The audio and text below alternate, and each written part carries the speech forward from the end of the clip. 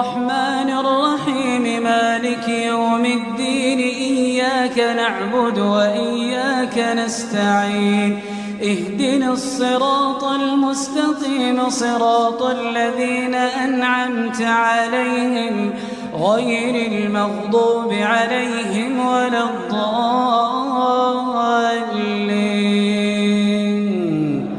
آمين.